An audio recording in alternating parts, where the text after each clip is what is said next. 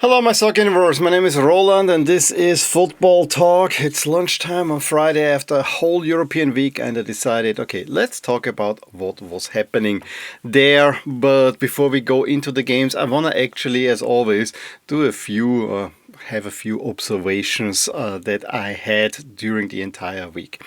I think first and foremost, there was a record Tuesday. Never have been as many goals, even on average, being scored in a single day in the Champions League than we had on Tuesday.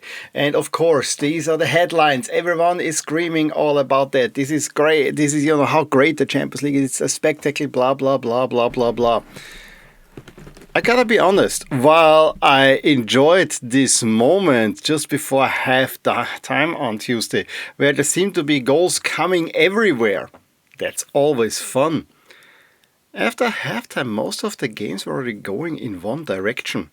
And in the end, the closest scoreline on Tuesday evening was a 2-0 win by Manchester City at Villarreal, a game that was never in doubt, or a 4-2 away win of Dortmund in Copenhagen, also a game that was actually much more lopsided than it was. So it was rather lopsided results. There was nothing really that tight. And yes, even the big game, if you want, between Arsenal and Atletico Madrid, that was tight for a while, suddenly went all one-sided, and it was already trending this way all along. And to me, this is the big problem in the Champions League, that the gap in class within the teams is becoming too big. And I also see that there is two gaps. There is the gap, let's say, between the Premier League and the remainder, and then there are the kind of the top leagues, and yeah, the Italian results were not good this week, but there are then the next top leagues, and then there's another gulf with these smaller teams that are in there just to make up the numbers, but without really having a chance. And honestly, I don't think that's that great. I don't think this is that great. It doesn't make the league phase more exciting. It doesn't add anything to the league phase. And in addition, after now 3 games in, yes, we get kind of a shaped picture, but the schedules are so vastly different that, for instance, Inter, who are up there in 9 points, Inter is doing great, yeah, but who did they play? Whereas PSG had actually quite some obviously good opponents and are also on 9 points. So even there, it is, it kind of leaves you cold. I mean, you watch it for the spectacle and for the goals. And yes, the only way for me to consume this Champions League is not to pick a single game, but to watch them all, and they're switching back and forth in sort of a goal show. But yeah, in the end, I'm entertained because there are goals, but I'm not entertained because there's a game that is actually gripping me all that much. I mean, to be fair, on Wednesday, we got a few tighter ones. We even got a slightly surprising results. I mean, Monaco should have beaten Spurs. Atalanta couldn't get the ball over the line, so Slavia actually stole a point from Italy. And then we had probably the best game of the entire Champions League week, and it was Sporting against Marseille. And that game also was threatening the goal, very one-sided, until a stupidity decided it going the other way. You see in the background they're Sporting, so you know which way this was going. And yeah, maybe the early games, Athletic Club coming back against Karabakh was okay. We also had a 0-0 between Karat and Paphos, and that was not a boring 0-0. There was plenty of stuff happening, but in the end it ended in a 0-0 draw for two teams that probably will not threaten in any way going further into a league phase. Now, the big salvaging point came on Thursday. And I'm so sad to say that I didn't see much. I watched all the highlights early this morning, and I think that made up for it. But there were plenty of surprises, and there are plenty of surprising results, and that really made up for it. I mean, we had a team from Gibraltar getting 3 points. We had PAOK getting a huge win at Lille. We had Roma losing the second home game in a row. So yeah, you see where this is going. This was quite surprising and quite fun as well. But on the other side, for me personally, and this is now the second observation, it was not fun. And it's mostly because of the Austrian performances, especially Thursday. All three teams losing deservedly so. all three teams, I mean, my expectation going in there, and I still have to adjust. I mean, I saw that there's a 0 point is possible. How I did not see Salzburg losing at home to Ferencvaros in a way. I still have high expectations of Salzburg. And then the talk afterwards was, we have to enjoy being in the Europa League. These are bonus games. No. You're effing Red Bull Salzburg. You actually should be winning exactly these games. I mean, if you think that playing against Ferencvaros is a bonus game is you play against Real Madrid. We have nothing to lose. This is a game we actually have to lose something. And the Austrian League is losing big. I mean, there was then the slight glimmer of hope for Sturm Graz, who held a 1-0 halftime lead at Celtic and even hit the post. However, Celtic already in the first half wasted so many chances that we all knew this is only going to go one way. And in the end, you completely implode. And I don't need to say anything as Rapid. I mean, to be fair, I did not necessarily expect Rapid to win against Fiorentina, but this is a Fiorentina team in utter disarray. A Fiorentina team that didn't even play their strongest squad. And you're summarily beaten at home. The best thing about that game were the fans. They just made a huge spectacle there. But other than that, I'm sorry. This was rather disappointing. And at the moment, Austria is not in the top 15 anymore. Which means that Austria will lose a 5th place in Europe. And that after this high that we had 5 years ago. And suddenly the Austrian Bundesliga, as much as I enjoy watching the league, I also have to say the Austrian Bundesliga is collapsing within Europe. The European performances are all bad. And it's mostly down to kind of underplaying themselves. And yeah, this has knock-on effects in the sense that, if you're not doing well in Europe, this means your players are not as much in the shopping window to go to bigger leagues, meaning those players will choose other places. And, you just have to look at current rankings. I mean, Norway is probably a more attractive league at the moment for that than Austria. Maybe I'm saying, but Norwegian teams are doing relatively well.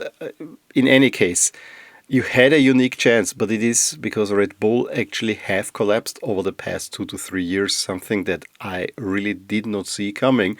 But we also saw it coming, for instance, in Italy with Juventus or even earlier with United. Sometimes giants collapse and then you have to find a new strategy, and that's where they're lacking seriously at the moment. So yeah, even Sturm Graz, who are the sole shining light, did not improve a whole lot on the Austrian performance. If I look overall now at winners or losers country-wise, and now I did it actually mathematically, in the sense that I took from my model the difference in expected league points, and then I averaged over there. I mean, the big winners, and they have only one team, are Gibraltar, Hungary, and Slovenia. Gibraltar, I mean, Lech Poznań have been beaten by Gibraltar. It's a team that completely flattened Rapid. I mean, this again tells you how bad Rapid are at the moment. It also tells you because last my team won there. But that was probably the biggest surprise. Ferencvaros winning in Salzburg, I mean, tells you this is still, because Salzburg still have a high rating, still a surprising result. And Slovenia Celje is playing very attractively going forward. They are actually in a conference league where they can do a lot of damage as well. And the conference league, even for Austrian team, is not a foregone conclusion as it seemed to be when first time was in there, completely run through the group stage. It's not. This is a league where you have to be actually quite proactive, and Celje is doing that. Of now the bigger leagues, I would say Turkey is, that have more teams. Turkey is doing relatively well. The Netherlands, I mean, that's down to a few really marquee wins, namely PSV over Napoli, one of the WTF results. Didn't see that coming at all.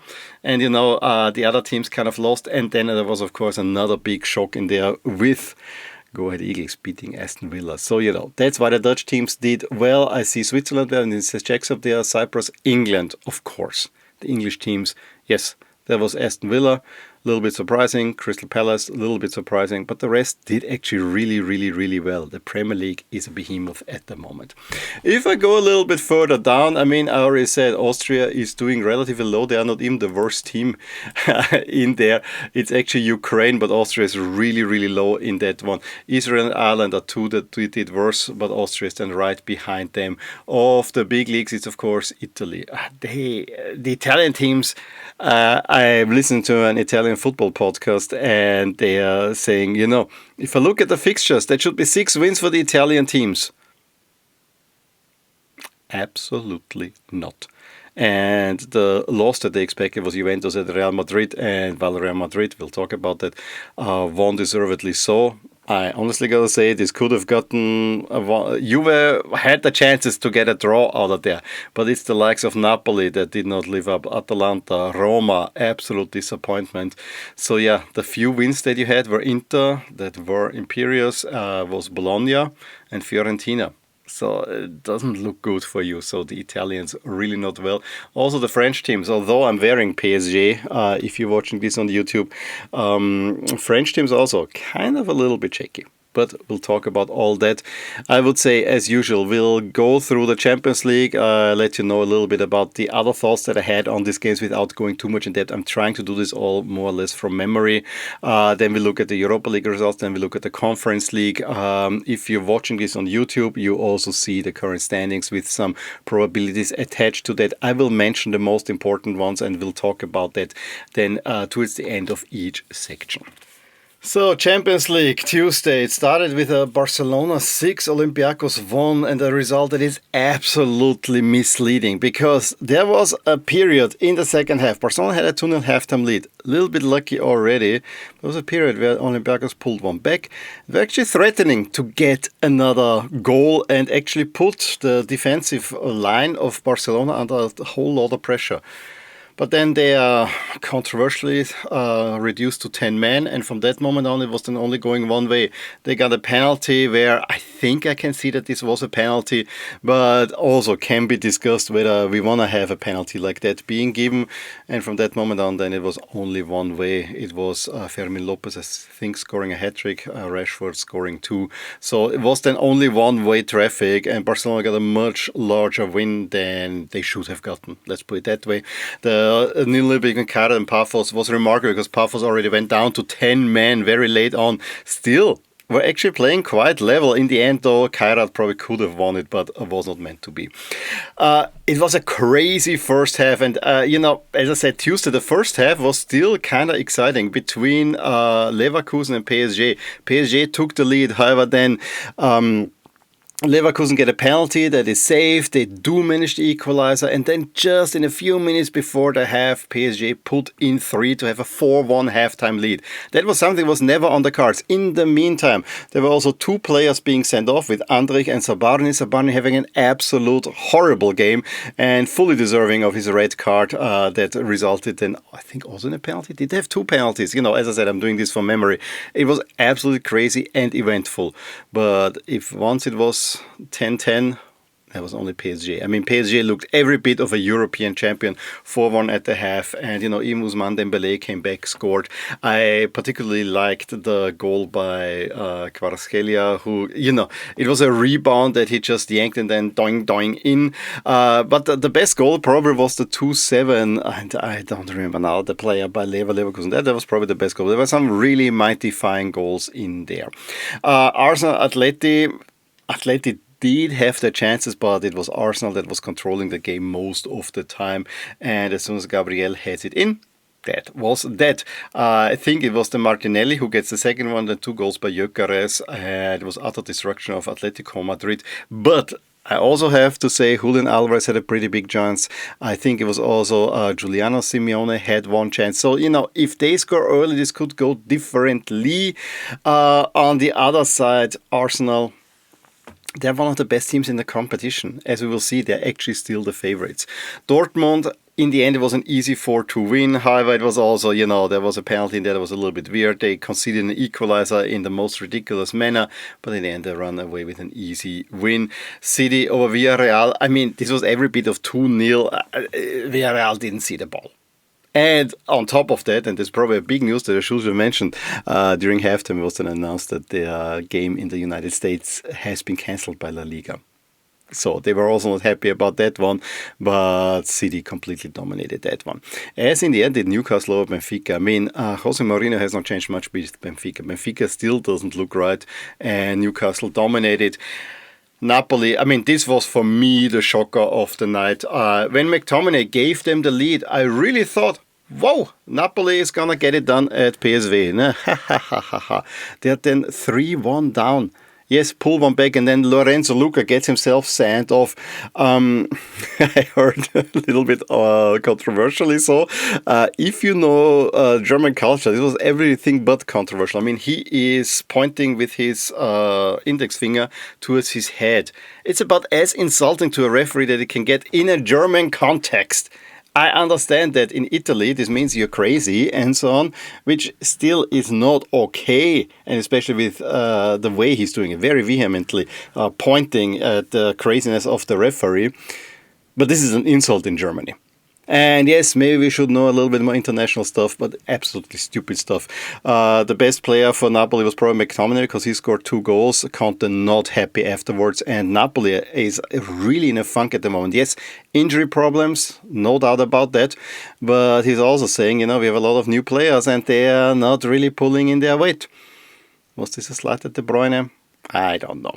Inter, though, very easy 4-0 at USG.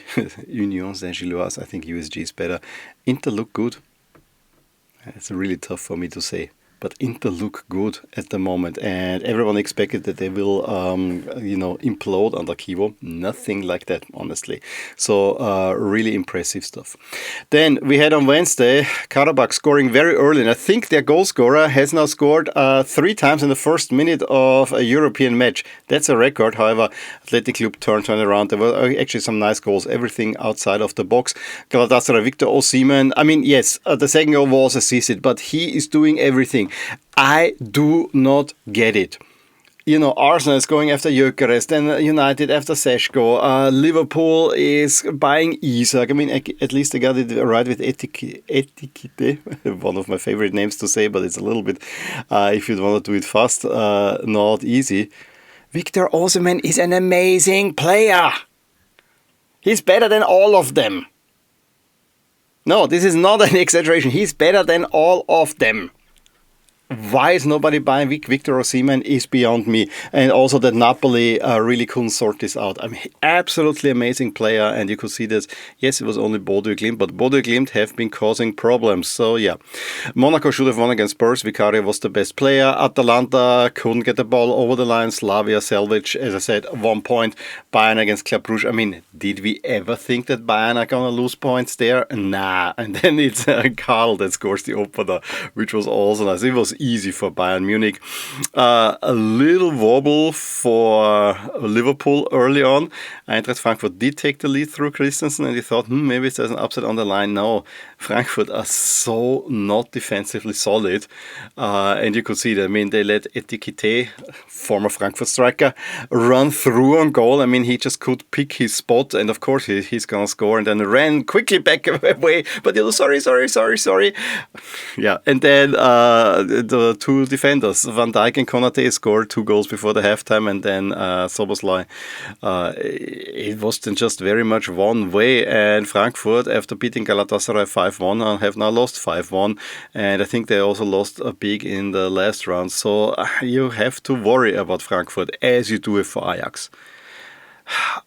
These players are not worthy of the Ajax jersey. Yes, Kenneth Taylor gets sent off early on, and then very quickly there are penalties in there, all kinds of stuff. Yeah, and Wout Weghorst actually pulls one back. But this was the one-way traffic, Chelsea with a B squad, and then they're even giving younger players a chance. And suddenly Chelsea win 5-1 against Ajax, and in a way it was flattering to Ajax.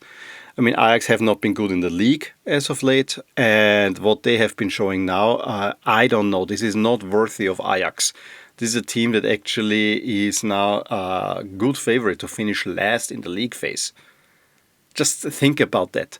And this is a team that not too long ago was one of the sensations of Europe. Everyone said, there is a team not from one of the top leagues that actually can make it to a semi-final in the Champions League, that actually plays super attractive, that are romping through Europe. Boom, it all imploded. Yeah, maybe PSV is now dead. I mean, in the Netherlands, it always goes back and forth. Maybe Feyenoord will also go in there. Speaking also of players not worthy their jersey, Juventus. Yes, they lose only 1-0 to Real Madrid, and there was not much happening in that game because Real Madrid are also in a funk. But Real Madrid created plenty of XG chances at least, so almost 3 goals.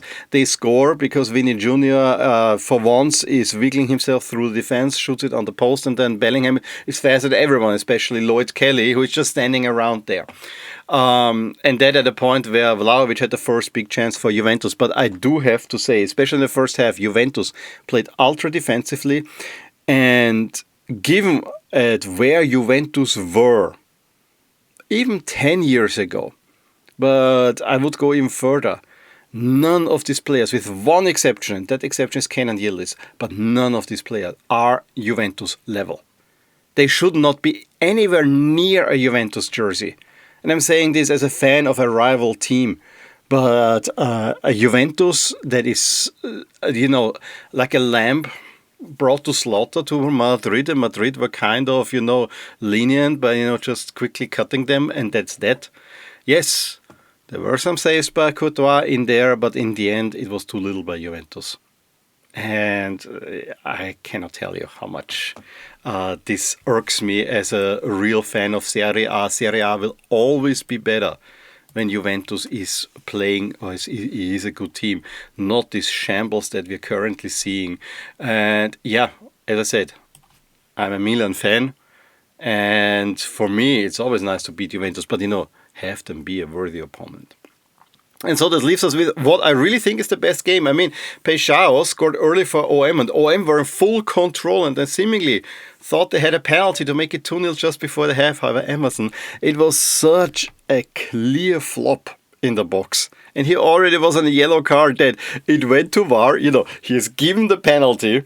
He went to VAR, and of course, the penalty is waved off, and you have to give a yellow card for simulation. Emerson being sent off, and that flipped the game. And I also found it interesting, let's put it this way, Pink October, I get this is something in Portugal, but Sporting playing in white pinkish at home just irks me. I mean, I think even if Sporting would have played in the regular home colors this against Marseille, this would have been actually quite a nice jersey matchup, honestly. It did not look bad per se, but it just didn't look all right. Sporting, though, did take some time, and it took then Catamo, who had just come on to settle the score even, and then Alisson Santos, 86th minute, turns it around. Huge win for Sporting Marseille. I think OM can really do some damage. I mean, De Zerbi is doing a real good job with OM, not AM, OM. But they should qualify for the next round. Let's put it that way. That much I want to say is for certain. If we look now at the expectations of the current league standing, because the league standings, let's mention, we have 5 teams with 9 points, so perfect record. It's PSG, Bayern, Inter, Arsenal, Real Madrid. As I said, Inter's wins, not much to talk home about. And you see OM just being outside because I just lauded at them so much. But there are teams that are already looking a little bit in trouble. I mean, Napoli is on the brink, Eintracht Frankfurt, they only have 3 points as well. Juventus, 2 points. There's a Monaco in there. There's Leverkusen in there. Something that you would not expect. And of course, Benfica and Ajax still with 0 points. Those are 2 huge names. Absolutely ginormous names in the European context that just the times have kind of overtaken them, and they are threatened now to land in non-relevance. And to me, it really hurts me to say that, especially when I know where these teams could have been. Currently, the league standings, the top 8 will be Arsenal, PSG, Real Madrid, Bayern, Inter, 5th place, City, Barcelona, and Liverpool. Liverpool, have a loss in. Chelsea just outside, as is Dortmund, Newcastle, Spurs, Galatasaray, Sporting, Napoli, and Atletico. I do have to say that the gap between Liverpool and Chelsea is not that big, but I think Dortmund will already have a tough task making it into the top 8. Given that there are less teams, more teams that are picking up points, I could very well see that the points total to make it into the playoffs might actually be a lower one. Just inside Atalanta, Atalanta is a team that is hard to beat, but on the other side, except your PSG, of course, but Atalanta on the other side also don't score too many goals. Karabakh is in there, Juve, OM, PSV, Athletic Club, Eintracht and Brugge. And then Monaco already outside looking in as Leverkusen, Villarreal, and so on and so forth. At the moment, I have Kairat is projected in last place, but you see there's Ajax, there is Copenhagen, and there is Benfica in there as well. As for the overall favorites now in the Champions League, yes, Arsenal, PSG, level on level. Sounds about right. Liverpool now have risen up. Liverpool is too unsettled. I mean, of course, the Spanish giants in there as well. And I think everyone is sleeping on Manchester City. Just kind of point that out. Everyone is sleeping on Manchester City at this very moment. Let's move over to the Europa League, which gave us quite some interesting and surprising results. I want to pick out just a couple of them. I mean, Brann beating Rangers 3-0. Yes, Rangers are really not good at the moment. They just got a new coach in, but Brann completely flattened them. As I said, that's a pretty outstanding win. Bologna had a 2-0 lead at Fadesse. Actually should have made it three goals. But, get the win done for Bologna. I think it's a pretty good result. Fenerbahce losing at Stuttgart. Now, the other way around. Stuttgart losing at Fenerbahce. Also not something that I expected, as I did with Aston Villa losing at the go-ahead Eagles. And Villa had a 1-0 lead. They had a good chance, actually, to make it 2. And then the Go Eagles out of nowhere get a very odd equalizer and laid on a really nice winner. So that to me was probably one of the outstanding results of the evening, especially in the Europa League. Betis played with a B team, so only 0-0 draw. Lyon is a team that's performing really well, 2-0 over Basel. As I said already, Salzburg losing at Ferencvaros. Yes, they had a 1-0 lead, and Alex Schlager even saved a penalty in the first half. But then within 50 minutes it all fell apart. And also Victoria Pilsen's 2 goals came in very short succession in the first half. Roma quickly pulled one back at the beginning of the second half. Thought they had in stoppage time an equalizer, but Pisilli was offside. Roma under Gasperini is also, it started well, but you could see that it's not gelling quite yet. Celta Vigo got a 2-1 over Nice. The opening goal, a really nice rocket by Iago Aspas ahead of a stand that was, 4 lines. And I really wonder if you're sitting there, I mean, yes, you're exposed to the elements, but you have the rest of the stadium right in front of you. It looked really cool. Celtic overwhelmed Sturm Graz in the end. Feyenoord were quickly down to Panathinaikos. Panathinaikos, I think, only one of 2 Greek teams. Okay, there are 4 Greek teams in there. But they lost Olympiakos, Panathinaikos, but the others got rather resounding wins, and that's why the Greeks actually did overall quite well. Feyenoord then turned around, Hacı Musa scoring a brace. Freiburg also didn't have much trouble with Utrecht. PAOK, another outstanding result, had a 3-0 halftime lead at Lille. Lille then quickly pulled 2 back, so it was 2-3. Then Živković misses a penalty, however, he gets then the goal. It is for PAOK. Very late on, Lille pull another one back. Thought they had the equalizer, however, it is one of the weirdest VAR pictures you will ever see. There are 2 players, and one of them was Giroud. Very close to the goal. The goal is far away, and the ball that is more or less on the goal is played forward. It is really weird. So the goal doesn't count. PAOK get a famous win at Lille. We heard Sean Dyche making his debut for Nottingham Forest, beating Porto, I think, with 2 penalties, but overall deserved win. And Young Boys actually also get a rare win. So if we look here at the league expectations, and to me this was a little bit surprising, Lyon are now the favorites to win this league phase ahead of Braga, and then it's Villa. That loss did cost Villa. I still could see Villa winning as well. But Lyon so far have been actually doing quite well. I mean, again, opponents, but we have Villa Midtjylland, Porto, Freiburg, Lille, and Dinamo Zagreb, who got a very late equalizer yesterday in the evening, making the top 8. And the 2 Spanish teams, Celta and Betis, I have a feeling they're focusing at the moment more on La Liga, where Celta only managed 1-1 draw. That they got a win yesterday was actually a sensation. Fenerbahce, Forest, Pilsen, Ferencvaros, Brann, and Roma just ahead of Bologna, the 2 Italian teams. Embarrassing. Stuttgart should do better. The Go Ahead Eagles now have a shot, as does Young Boy, Genk, PAOK, Feyenoord, and Basel. Celtic on the outside looking in, but level on points with almost level on points with Basel and Feyenoord, and very, very, very close, as is Panathinaikos there as well. And then it's Fadesse from 27th spot on. These teams are unlikely to make it. Salzburg, almost at the bottom. Almost at the bottom. Only Maccabi Tel Aviv is further down. Very disappointing as well.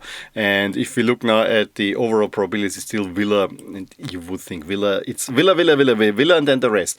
Porto, Lyon, Forest, Roma, Betis. But I have Villa winning it at 18%. That's twice as much as second place Porto and Lyon, because those two teams, while they're doing well right now, when it comes to the knockout stage, Villa just have more. I wonder a little bit about Forest. Forest are not as high, I think, because they already have lost games. So they're a little bit in a precarious situation, as is, of course, Roma. Roma better pick up points. This could end in utter disappointment. And then we have to look at the third competition, the smallest one. However, I'm coming around to the idea, while the teams themselves, don't get me in front of the TV per se, as like if there's a Real Madrid Juventus, which, always sounds good, even if it's a shit game. We don't have that in the Conference League. However, there are always some games that might be interesting, and I think the competition is quite level, quite interesting overall.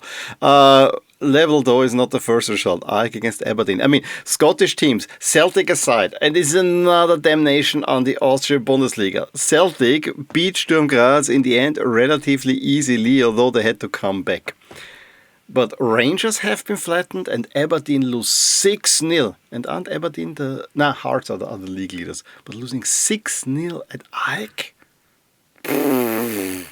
AZ, after the opening day loss, bounced back with a 1-0 over Slovan, overall deservedly. So Rayo had a 1-0 lead. Häcken actually turned that one around and they equalized late. So that might have been a slight upset. Rijeka against Sparta Praha has not finished as I'm shooting this video, and I probably will post this video once this has finished. This is finished actually in the afternoon of the 24th, so we have to wait for that one. Legia, in a game that was played in Poland, because Shakhtar is having their home games in Poland, in Krakow, win very, very late on. We have, of course, Fiorentina. I said already as much. I mean, Rapid never really stood a chance. Another weird jersey matchup. Rapid in green at home against Fiorentina in purple should be possible, but Rapid played in their white third jersey against Fiorentina in their third jersey. A third against third jersey matchup, that should not happen. Is it because in the west of Vienna you don't want to play in purple?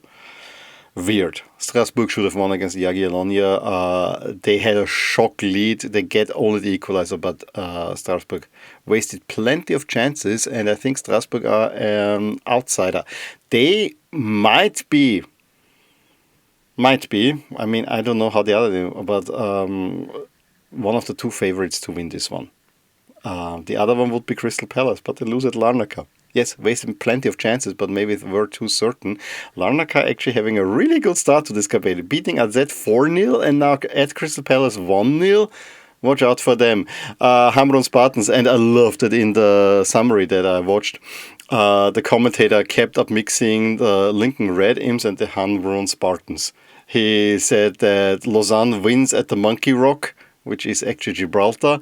And then while he translated the Red Imps correctly in German most of the time, when they conceded the equalizer, he said, this was not good news for the Spartans. So very weird. In any case, Hamrun lose a 1-0 at home to Lausanne, whereas the Red Imps had a 1-0 lead. Yes, Lech Poznań, ahead of the fans, get the equalizer, but then very late on, the Red Imps win it. I think it's the first ever win in a European competition. Really, really big one. Mainz only 1-0 over Zrinjski Mostar. Samsunspor 3-0 over Dynamo Kiev is also something you have to watch. Celje, this is a team that is very much overlooked. 2-0 at the Shamrock Rovers. Sigma Olmütz against Raków from Poland, former Polish champion. Sigma had the 1-0 lead very late on. Raków equalizes. I want to point this one out. The other thing I like about the Conference League, you see a whole lot of weird stadiums. I mean, the stadium in Olmütz is one of those that you just have to have seen. This huge circular stand that is not covered on one side, really, really steep, is something to behold. Same thing, the away section in Rijeka. I mean, the away fans are there in a cage. It is one of the weird things. And also was surprised how big a stadium in Craiova was. where Universitatea had to concede a late but deserved equalizer against Noah. So if we look now again at the expected league standings on YouTube, you probably have seen the current league standings, or maybe let's look quickly at the current league standings. It's Fiorentina ahead of Larnaca, Celje, Samsunspor, Lausanne and Mainz, all still perfect up top. But it's the expectations. Fiorentina expected to win this one ahead of Samsunspor, then Mainz, Larnaca. Strasbourg have actually lost because they dropped points at home. Rayo, Celje and Shakhtar should currently make the top 8. Then Crystal Palace already only 9th place, so they would have to go through the playoff. Sparta Praha, again, still has to be played. So I'm reading to you a table now that might actually change when you see it. But that's where we are at. Lausanne, Rakov, AZ, Legia, Jagiellonia and AEK. Then we have Lech Poznań, Noah, Sigma, Skendia, Hecken, Sarinsky, Rijeka, a little bit outside, and Dynamo Kiev. I'm just saying if Sparta, and I would expect Sparta to win, and such a downpour there, I would expect Sparta to win, then I think Sparta will probably move into the top 8, but you will see it a little bit later. As for the overall favorites, yes, Sparta can move up a little bit more, but still, Crystal Palace ahead of Fiorentina and Strasbourg. I think Strasbourg are a better team than Fiorentina, and I don't want to underestimate Rayo. Mainz probably should focus on the Bundesliga a little bit more.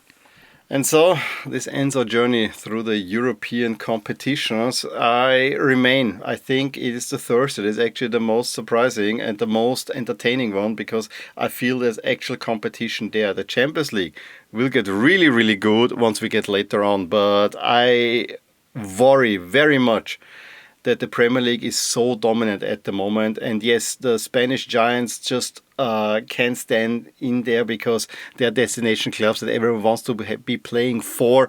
But I already see that the Italian clubs are struggling. That's not a good sign. The French clubs, you have PSG, the rest is also kind of so-and-so. It's not a good picture, although I think, I should not say anything as the French clubs. PSG have been doing well. We have OM being a force, and I think Monaco also should have more points already. They got points against City, and they should have beaten Spurs as well. So it's not all bad. But the Premier League dominance is something. We always had dominant leagues. I remember 10 years ago I would have said, if I see a Spanish team will win the competition. Now the same thing is true for the Premier League. I just see the gap in money that can be in there, and if the Premier League gets their act together and spend the money wisely and have a good strategy, then for years to come we will only see Premier League teams. And, the most damning statement I heard today is that a game for Liverpool, let's say against Bournemouth, is a tougher game than when they go to Frankfurt. A top team in a top league. There's something not right. And then I already mentioned Benfica and Ajax. And yes, much self-inflicted.